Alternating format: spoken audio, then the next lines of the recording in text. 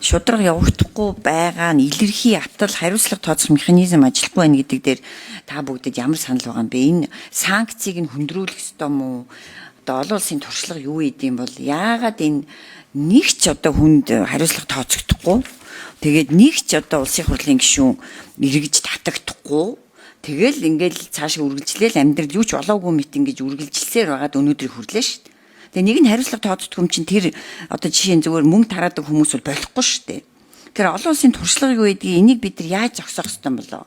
Санкцийг өндөрсөх юм уу эсвэл энэ дээр нэг судалсан юм байвал хэлээч. За баярлалаа. 4 номер микрофон.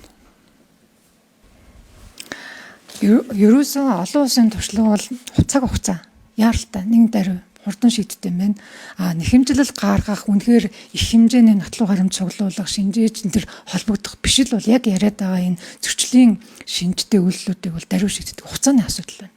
Хоёрт нь хэрхэн шийдвэрлэвэ гэдгээ зөвхөн тухайн холбогдогч этгээдэд биш нийтэд мэдээлдэг туршлага байна.